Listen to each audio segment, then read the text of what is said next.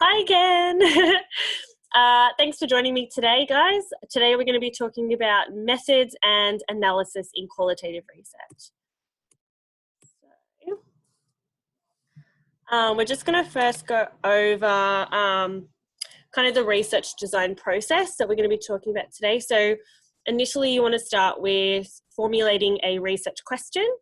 Then you move on to designing your project based on that question, choosing an approach that is relevant and feasible.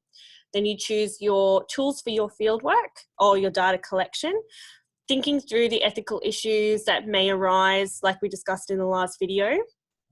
And then you need to move on to preparing for analysis and ensuring that you have validity and the word I'm looking for, validity requirements for your research, then to your analysis, vertical, then horizontal, and then finally theorizing and presenting the results.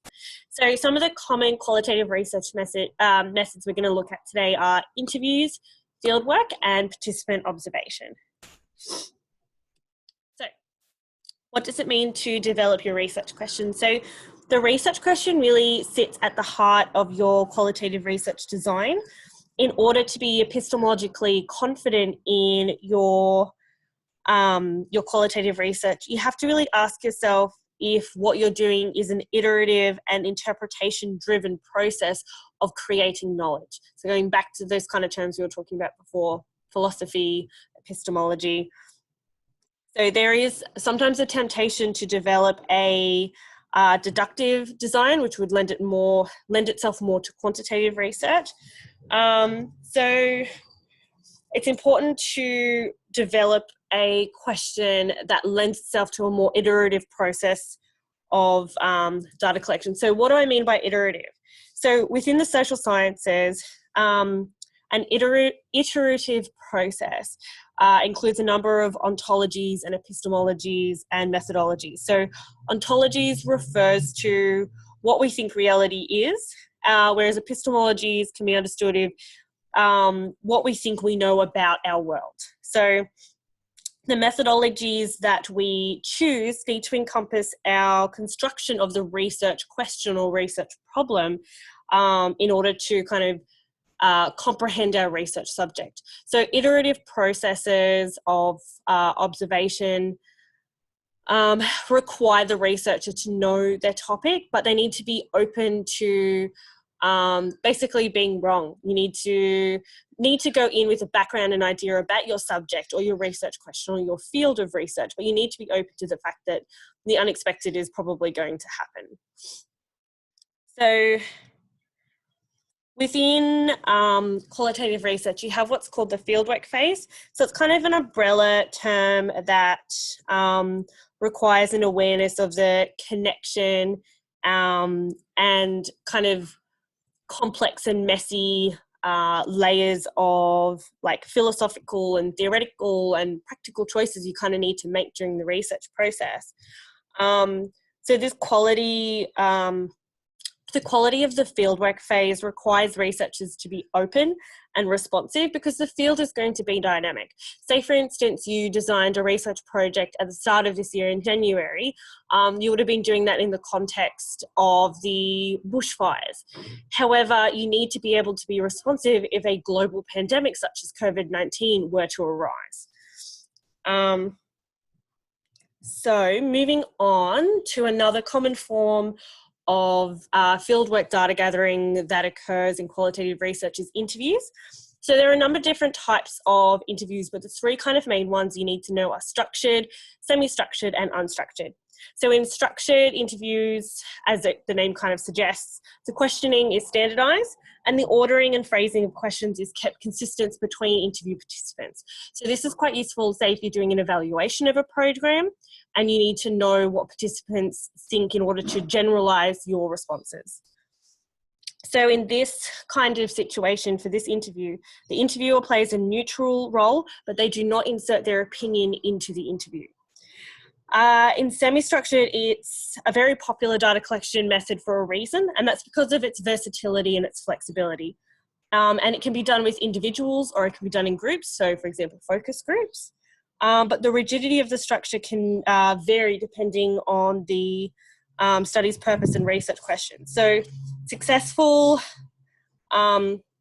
what this method is really good at is allowing for reciprocity between the interviewer and participant. Everyone, this is my cat Pixie. She does not like being picked up, so I'm really grateful to her for joining us today. Can we say hi? Say hi, everyone. You want to go now? You can go now. Yep.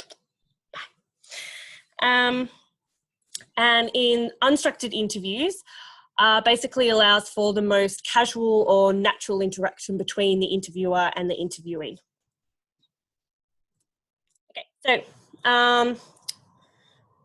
observation is a form of qualitative research that is kind of an umbrella term for basically any type of observation that occurs in situ or basically within the field that you're studying. So say, for example, you were studying, if you're designing a study around schools, so observation or in situ research would occur within that school. It wouldn't be about taking teachers or students or principals out of that context and interviewing them, but interviewing them within the school grounds, for example.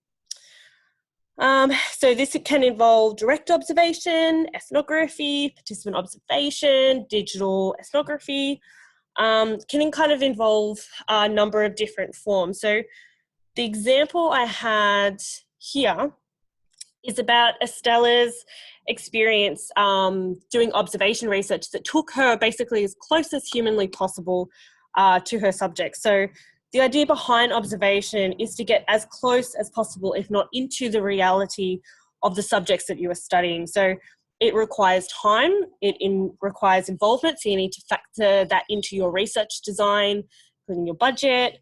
But basically, it's a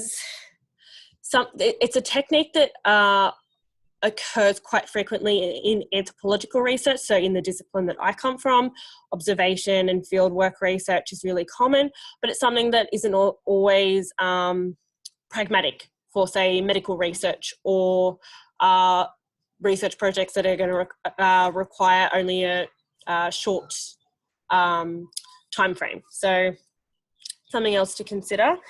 So participant observation also comes under the observation kind of umbrella, is about gathering data about a social phenomena that comes from explicit culture. So what people are able to articulate about themselves in situ.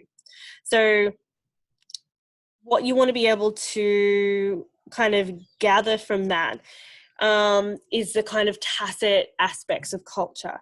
So what I mean by tacit is the explicit modes of culture. So those kind of, those things that sit just outside our frame of awareness. So remember we were talking about the sociological imagination in the last video. Things like race and class and gender are all things that make up our everyday, but we aren't necessarily always consciously aware of these things. So participant observation is about gathering that everyday data, pulling it out, and then applying those social theories we talked about in order to understand the kind of explicit and tacit aspects of people's lives. So one example I love to talk about is research by Deborah Bird Rose. So from 1980 to 1982, Rose immersed herself and conducted 22 months of ethnographic fieldwork research within the Northern Territory Aboriginal communities called Yarralin and Lingara. So she actively observed and interviewed speakers who had otherwise lived their whole lives on Anglo-Australian owned cattle stations. So in this situation, Rose participated in, photographed and learned about these people's public ceremonial lives. So women's secret ceremonial life, their daily life in town and their life in the bush. So if this is something that interests you, I really encourage you to read Deborah Bird Rose's work. She's a beautiful writer. She's absolutely fantastic. So that brings us to the end of this 3-part video kind of introduction to qualitative research. I really encourage you to reach out if you have any questions. I have a lot of passion for this area of research, as you can probably tell. And yeah, I hope you enjoyed it.